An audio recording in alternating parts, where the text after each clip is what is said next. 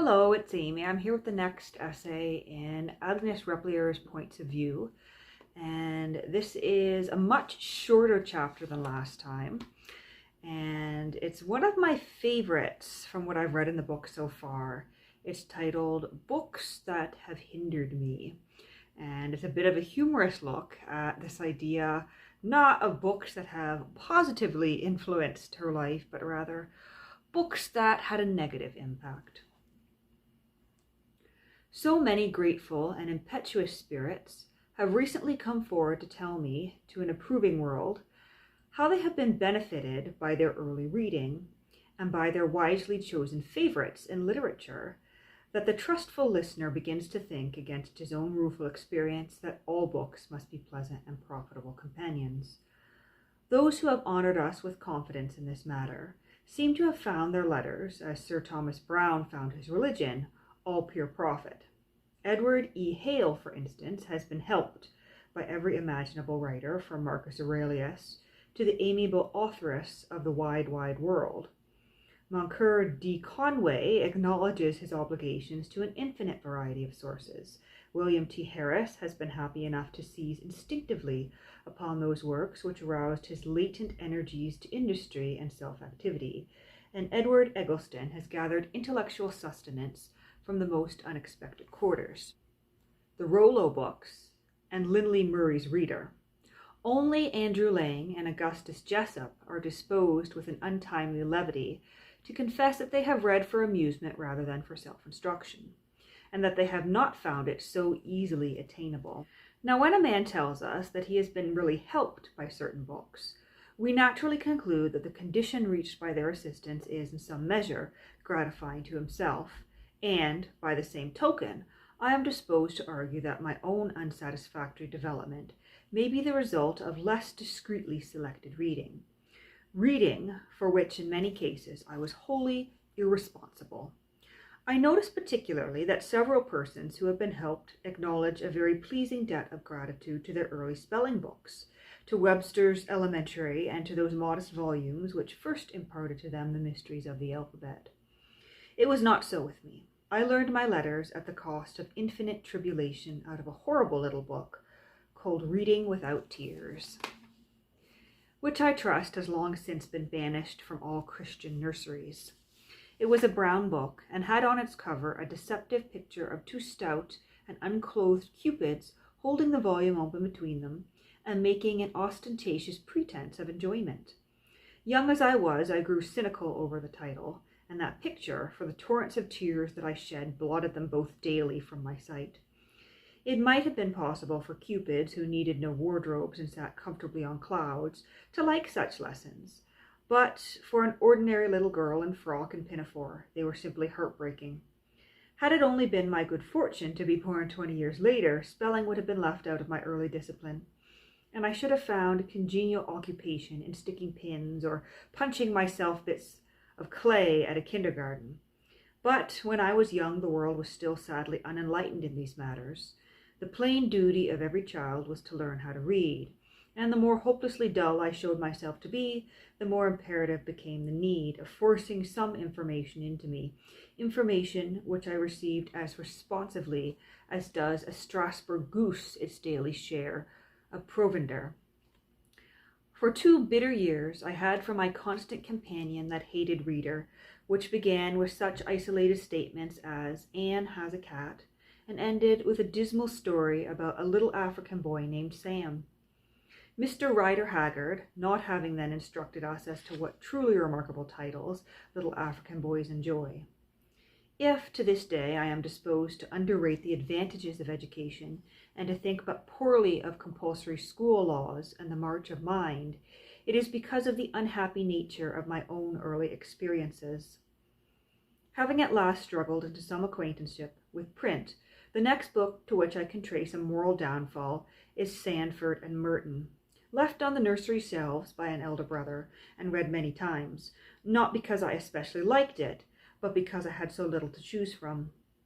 Those were not days when a glut of juvenile literature had produced a corresponding indifference and a spirit of languid hypercriticism. The few volumes we possessed, even those of a severely didactic order, were read and reread until we knew them well by heart. Now, up to a certain age, I was, as all healthy children are, essentially democratic, with a decided preference for low company and a secret affinity for the least desirable little girls in the neighborhood. But Sandford and Merton wrought a pitiable change. I do not think I ever went so far as to dislike the revered Mr. Barlow after the very cordial and hearty fashion in which Dickens disliked him. And I know I should have been scandalized by Mr. Burnon's cheerful mockery. But, pondering over the matter with the stolid gravity of a child, I reached some highly unsatisfactory conclusions. It did not seem to me then, and it does not seem to me now, exactly fair in the estimable clergyman to have refused the board which Mr. Merton was anxious to pay, and then have reproached poor Tommy so coldly with eating the bread of dependence. Neither did it seem worthwhile for a wealthy little boy to spend his time in doing, very inefficiently, I am sure, the work of an undergardener. Harry's contempt for riches, and his supreme satisfaction with a piece of bread for dinner, struck me as overdrawn. Tommy's mishaps were more numerous than need be, even if he did have the misfortune to be a gentleman's son, and the complacency with which Mr. Barlow permitted him to give away a whole suit of clothes which, according to my childish system of ethics, belonged not to him but to his mother, contrasted but poorly with the anxiety manifested by the Reverend Mentor over his own pitiful loaf of bread. Altogether, Sandford and Merton affected me the wrong way, and for the first time my soul revolted from the pretentious virtues of honest poverty. It is to malign influence of that tale that I owe my sneaking preference for the drones and butterflies of earth.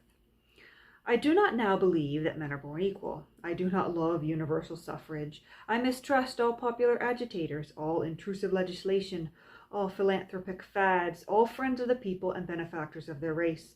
I cannot even sympathize with the noble theory that every man and woman should do their share of the world's work. I would gladly shirk my own if I could. And this lamentable, unworthy view of life and its responsibilities is due to the subtle poison instilled into my youthful mind by the too strenuous counter-teaching of Sandford and Merton. A third pitfall was dug for my unwary feet when, as a schoolgirl of 15, I read sorely against my will Milton's Areopagitica. I believe this is a work highly esteemed by critics, and I have even heard people in private life, who might say what they pleased without scandal, speak quite enthusiastically of its manly spirit and sonorous rhetoric. Perhaps they had the privilege of reading it skippingly to themselves, and not, as I did, aloud, paragraph after paragraph, each weighted with mighty sentences, cumbrous, involved, majestic, and, so far as narrow comprehension went, almost unintelligible. Never can I forget the aspect of those pages, bristling all over with mysterious allusions to unknown people and places, and with an armed phalanx of Greek and Roman names, which were presumably familiar to my instructed mind, but which were really dug out bodily from my classical dictionary at the cost of much time and temper. I have counted in one paragraph, and that a moderately short one, 45 of these stumbling blocks, ranging all the way from libertine school of Cyrene, about which I knew nothing, to the no less libertine songs of Nassau, about which I know nothing now. Neither was it easy to trace the exact connection between the question at issue, the freedom of unlicensed printing, and such far-off matters as the gods of Egypt and the comedies of Plautus, Isaiah's prophecies, and the Carthaginian councils. Erudition, like a bloodhound, is a charming thing when held firmly in leash, but it is not so attractive when turned loose upon a defenseless and unerudite public. Lady Harriet Ashburton used to say that when Macaulay talked, she was not only inundated with learning, but she positively stood in the slops. In reading Milton, I waded knee-deep, utterly out of my element, and deeply resentful of the experience. The liberty of the press was, to my American notions, so much a matter of course that the only way I could account for the continued withholding of so commonplace a privilege was by supposing that some unwary members of Parliament read the Areopagitica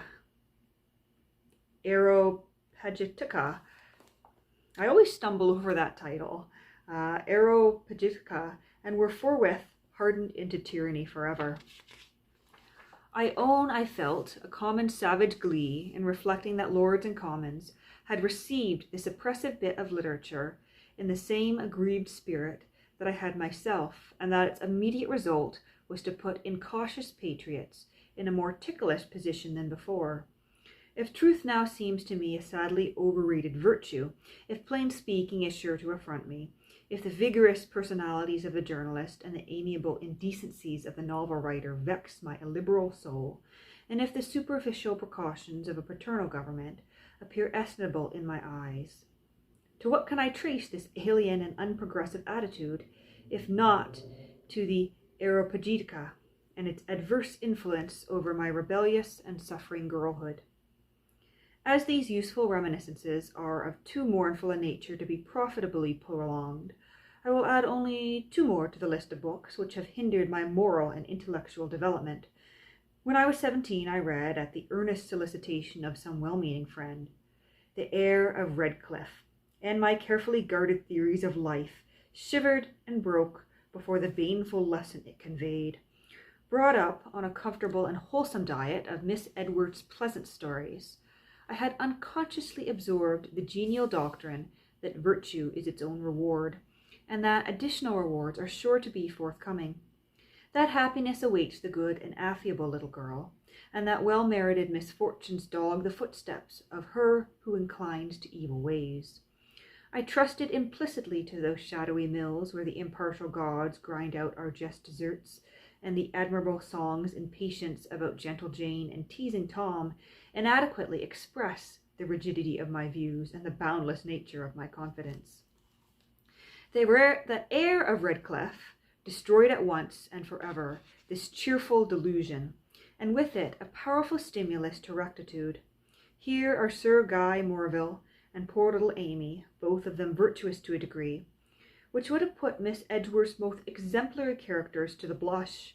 Yet Guy, after being bullied and badgered through the greater part of his short life, dies of the very fever which should properly have carried off Philip, and Amy, besides being left widowed and heartbroken, gives birth to a daughter instead of to a son, and so forfeits the inheritance of Redcliffe. On the other hand, Philip, the most intolerable of prigs and mischief-makers, whose cruel suspicions play havoc and the happiness of everybody in the story, and whose obstinate folly brings about the final disaster, Philip, who is little better than his cousin's murderer, succeeds to the estate, marries that very stilted and unpleasant young person Laura, who is, after all, a world too good for him, and is left in a blaze of glory, a wealthy, honored, and distinguished man. It is true that Miss Young, whose conscience must have pricked her a little at bringing about this unwanted and unjustifiable conclusion, would have us believe that he was sorry for his misbehavior, and that his regret was sufficient to equalize the perfidious scales of justice. But even at 17, I was not guileless enough to credit the lasting quality of Philip's contrition. A very few years would suffice to reconcile him to Guy's death, and to convince him that his own succession was a mere survival of the fittest, an admirable intervention on the part of destiny to remedy her former blunders and exalt him to his proper station in the world. But to me this triumph of guilt meant the downfall of my early creed, the destruction of my most cherished convictions. Never again might I look forward with hopeful heart to the inevitable righting of all wrong things. Never again might I trust with old-time confidence to the final readjustment of a closing chapter. Even Emerson's essay on compensation has failed to restore to me the full measure of all that I lost through the Heir of Redcliffe. The last work to injure me seriously as a girl, and to root up the good seed sown in long years of righteous education, was Uncle Tom's Cabin, which I read from cover to cover with the innocent credulity of youth. And when I had finished, the awful conviction forced itself upon me that the 13th Amendment was a ghastly error, and that the war had been fought in vain. Slavery, which had seemed to me before undeviatingly wicked, now shone in a new and alluring light. All things must be judged by the results, and if the result of slavery was to produce a race so infinitely superior to common humanity, if it bred strong, capable, self-restrained men like George, beautiful, courageous, tender-hearted women like Eliza, visions of innocent loveliness like Emmeline, marvels of acute intelligence like Cassie, children of surpassing precocity and charm like little Harry, mothers and wives of patient, simple goodness like Aunt Chloe, and finally, models of all known chivalry and virtue like Uncle Tom himself, then slavery, from this perspective, was the most ennobling institution in the world, and we had committed a grievous crime in degrading a whole heroic race to our narrower, viler level. It was but too apparent even to my immature mind that those whom I knew or knew about were very little better than white people, that they shared in all the manifold failings of humanity and were not marked by any higher intelligence than their Caucasian neighbors. Even in the matters of physical beauty and mechanical ingenuity, there had plainly been some degeneracy, some falling off of the high standard of old slavery days. Reluctantly, I concluded that what had seemed so right had all been wrong indeed, and that the only people who stood preeminent for virtue, intellect, and nobility had been destroyed by our rash act, had sunk under the enervating influence of freedom to a range of lower feelings, to baser aspirations and content. It was the greatest shock of all, and the last. I will pursue the subject no farther. Those who read these simple statements may not, I fear, find them as edifying or as stimulating as the happier recollections of more favored souls. But it is barely possible that they may see in them the unvarnished reflection of some of their own youthful experiences. And that brings that to a close. And of course, this essay, this entire chapter, is humor. It's satire. It's not meant to be taken seriously. Rather, she is poking fun at this idea that all literature should be instructive, because if we assume that all literature was instructive, this essentially would be the result. She says this would be the resulting worldview, because as we find elsewhere in her essay collections, and in this collection particularly, she sees literature's primary role as being for entertainment, and we should not be looking to every work to help us shape our worldview or to aid in instruction, which I think is absolutely correct. There are, of course, works of literature that we can gain inspiration from and that will help us to shape our worldview, but we, of course, need to think critically and not rely 100% on every last thing we read, or else we could end up with harmful, incorrect, and absurd worldviews, such as Repplier expresses here.